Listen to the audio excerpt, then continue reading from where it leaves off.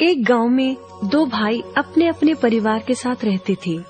एक भाई अमीर था तो दूसरा गरीब।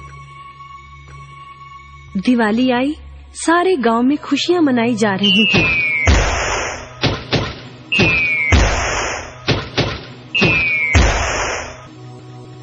परंतु छोटे भाई के पास तो खाने लायक भी कुछ नहीं था। वह बड़े भाई के पास मदद मांगने गया। बूढ़े के पास लकड़ियों का एक बड़ा सा गट्ठर था। बूढ़े ने उससे पूछा, क्या बात है बेटे, बहुत उदास हो? दिवाली पर तो खुश होना चाहिए।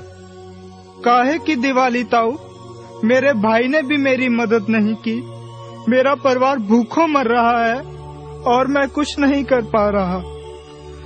यदि तुम मेरी मदद करो, इन लकड़ियों के गट्ठर को मेरे घर पहुंचा दो, तो मैं तुम्हें जो दूंगा उससे तुम अमीर हो जाओगे।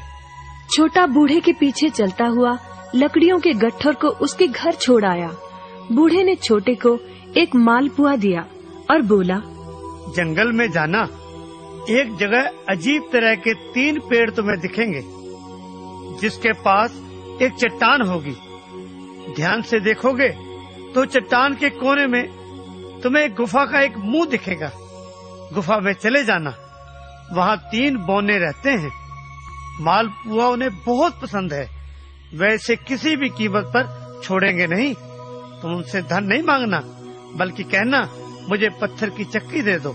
छोटा भाई गुफा में जा पहुंचा।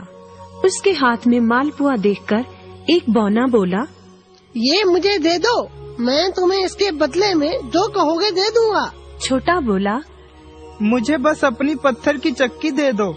चक्की लेकर छोटा जैसे ही चलने लगा, बौना बोला, इसे मामूली चक्की ना समझना।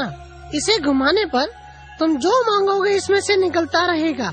इच्छा पूरी होने पर इस पर लाल रंग का कपड़ा डाल देना, सामान बनना बंद हो जाएगा। चक्की लेकर छोटा भाई घर पहुंचा। पत्नी और बच्चे भूखे थे। उसने कहा, यहाँ पर एक कपड़ा बिछाओ। कपड़ा बिछाकर चक्की उसके ऊपर एक किनारे रखकर छोटे ने चक्की चलाई और बोला, चक्की चक्की चावल निकाल।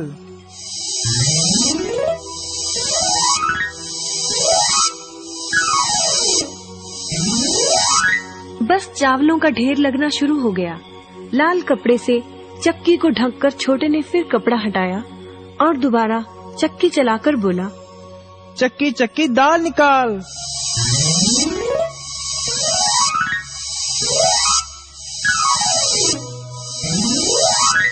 ढेरों दाल निकलती रही।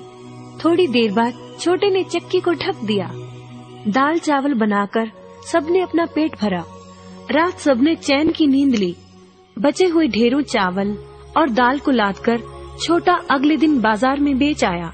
वापस आकर उसने फिर वही क्रम अपनाया और इस बार ढेरों गेहूं, चावल, भिन्न भिन्न दालें चक्की की मदद से निकाली और बेचकर ढेरों पैसे कमा आया। दिनों में ही वह अपने भाई से भी ज्यादा अमीर हो गया।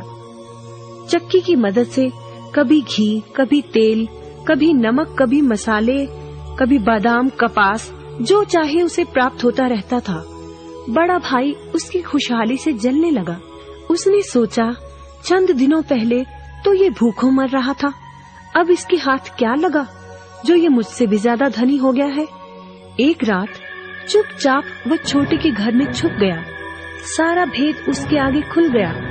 अगले दिन जब छोटा बाजार सामान बेचने गया था, तो बड़ा भाई छोटे के घर पहुंचा और उसके घर से चक्की चुरा कर ले आया और अपने परिवार को लेकर दूर कहीं टापू में जाकर बसने के इरादे से घर से चल पड़ा। समुद्र किनारे पहुंचकर उसने एक नाव खरीदी। सभी उसमें बैठ गए और नाव में बैठकर टापू की ओर चल दिए। उसकी पत्नी हैरान थी कि एक बेकार सी चक्की लेकर उसका पति सारा घर बाहर छोड़कर हम सबको लेकर कहाँ जा रहा है। बड़े भाई ने पत्नी की जिज्ञासा शांत करने के लिए चक्की को घुमाया और बोला, चक्की चक्की नमक निकाल।